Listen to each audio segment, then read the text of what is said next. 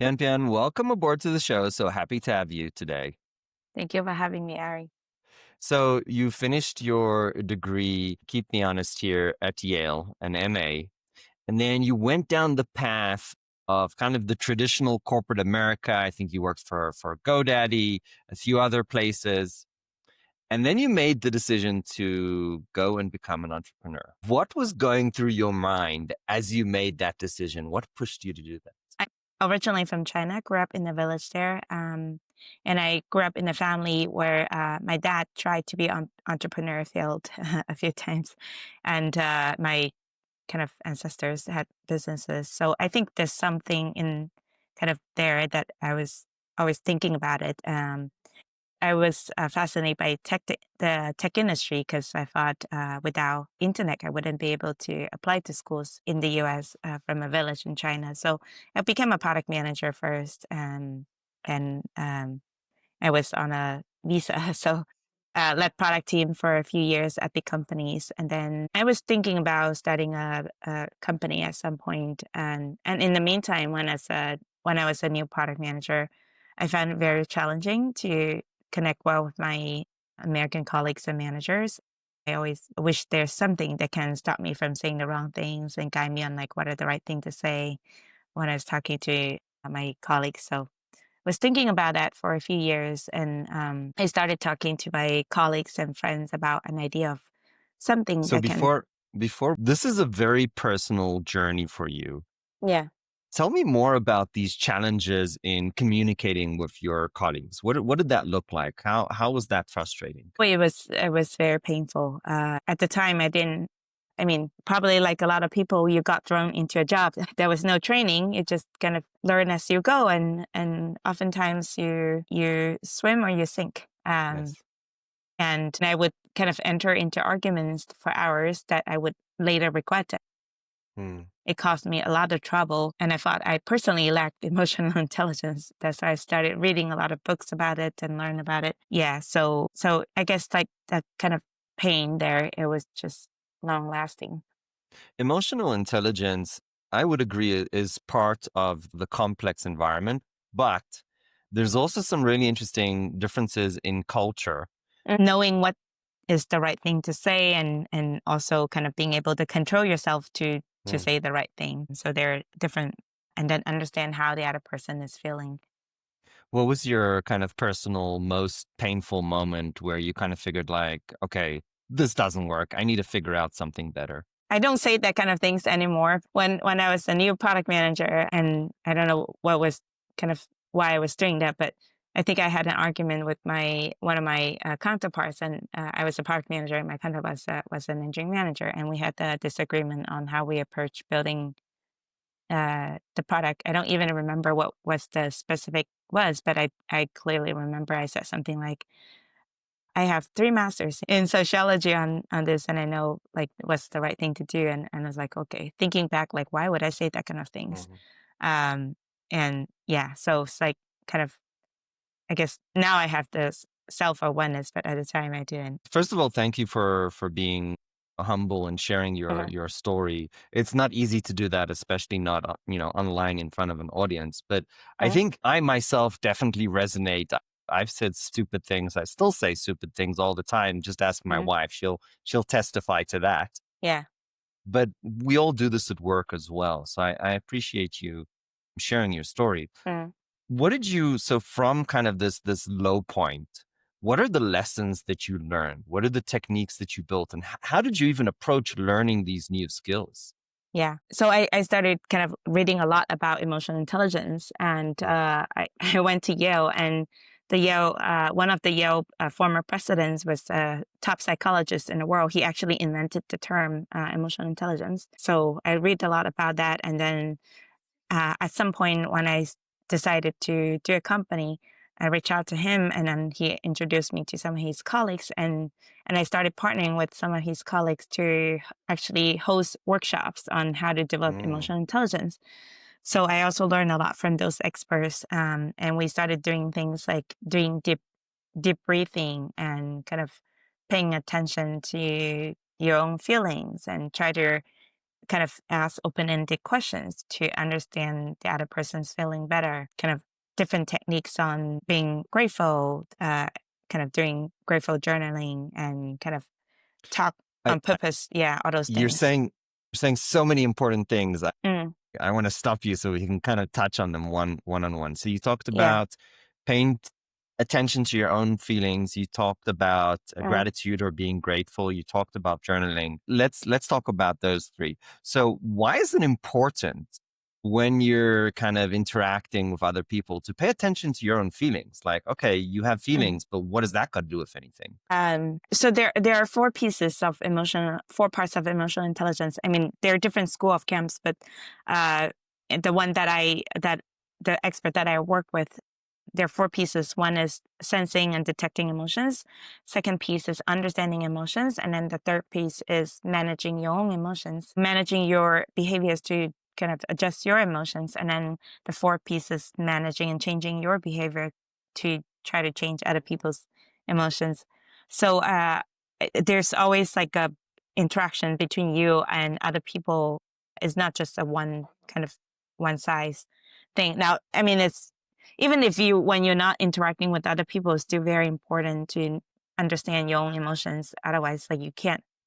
If you don't understand what it is, you can't do anything to adjust it and change their Right. behavior. So other techniques that we try would be kind of practice talking through some very challenging situations and see how you can kind of narrate it and then talk through it with other people.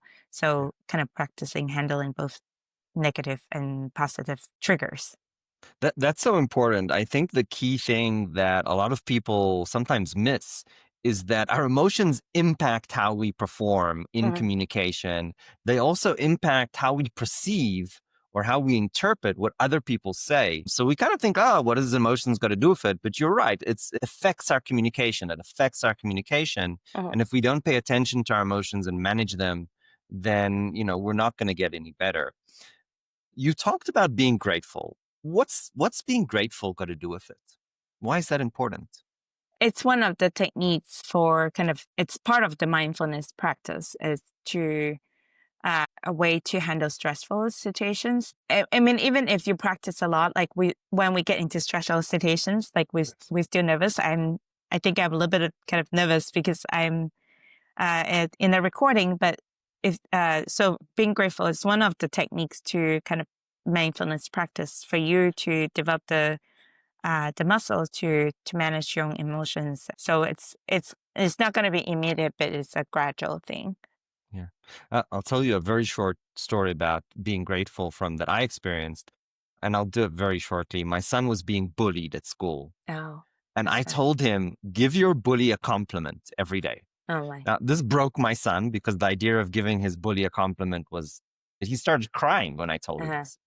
Anyway, 3 months later, I'm like, hey, how's it going at school? And he's playing with this friend and he's telling me about it. And I see his sister is like angry. And I'm like, "Oh, what's the problem?" Mm, So my son answers, oh, she doesn't like this friend. And then I'm like, wait, hold on a second. Who is that boy? And then his sister answers, it's the boy that bullied him. mm. So through this process of giving compliments or being grateful, he turned a bully into a friend. And if anybody in our audience doesn't think that, being grateful is powerful, I mean, that story should exemplify just the incredible power of being grateful and appreciation. Incredibly, Okay. incredibly powerful. And I would argue that it's not only powerful on affecting others, it also affects yourself. It changes your sense Mhm, of mind and how you see the world. So, mhm. very powerful tool. I appreciate that greatly. So, you're on this journey organizing these workshops, and I'm guessing also learning through the workshops yourself. Yeah.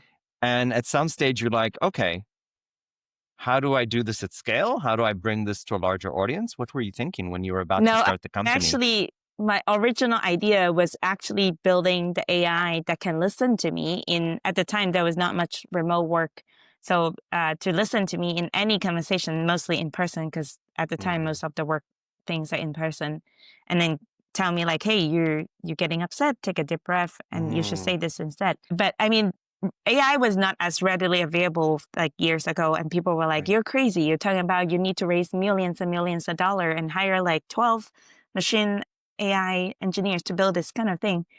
I mean, of course, I couldn't like immediately jump. I did try to raise money to build that kind of thing, but uh, I wasn't able to. So we just continued doing the human stuff first, and then the AI, the generative AI APIs become available. And then one of my friends tells like, hey, you know this AI.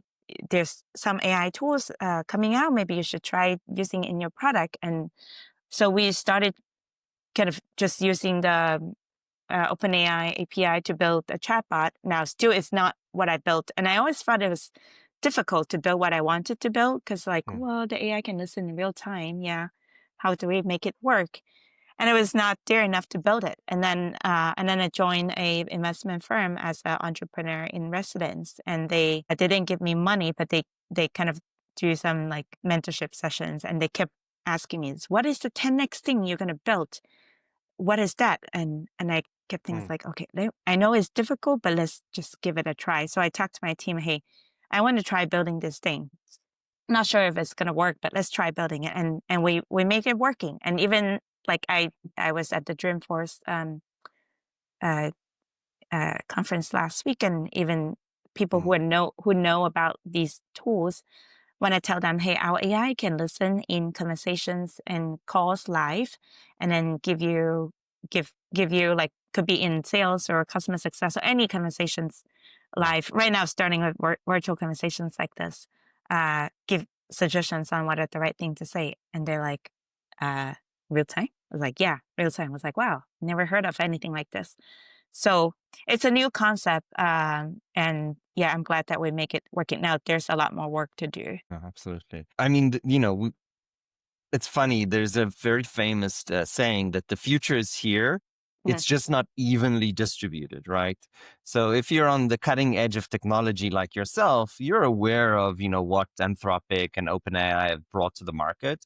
mm, But if I had to guess, most of the general population don't really understand what it can do. And then, putting companies together that are really leveraging and taking AI to the next level, which is what you're doing, can give it capabilities that ChatGPT on itself just there's no way it can do it, right? And so that's pretty amazing. I have a question to you. When you look at the future, right? 5, 10 years into the future, companies doing exceptionally well. person. Yeah, if I just take some of the example of our current users and customers, part of what our product is doing. Now, I started this broad, like helping me improve emotional intelligence, but we're kind of right now honing in some use cases of in the customer facing roles like sales and customer success. Partly, I was doing some funnel sales, and I found it pretty challenging to do sales, but also kind of I mean, a lot of companies, people care about doing sales and making it successful. So some of our customers are, for example, like junior salespeople. They don't have a lot of experience. They just started. Sometimes they are not even native English speakers. They might be located in other countries or could be in the US too. And and their leaders don't have time to coach them all the Mm, time, and their leaders don't have time to be in every of their call or listen to every of the call to guide them on like, hey, at this moment this is the right thing to say. They might give them some general guidelines, but still have to figure it out. Now, some of our users, they our product is very helpful for them in terms of that the product can give them at the moment guidance on at this moment this is how the other person is feeling, and this is the right this is the right questions to ask, or this is the right thing to say at the moment. So figure out when to say what at the right time is challenge for them. But without AI, it's almost like they are bringing their sales coach with them in every call, and we can make them immediately be like a star performer in what they do. So this is just the sales. Now we can expand to customer support, and we can expand to kind of internal employee manager communications, and a lot of could be later expanding to kind of doctors and patients communication and teachers and students. A lot of things. I appreciate you joining the show today. Thank you so much. No, thank you for having me over.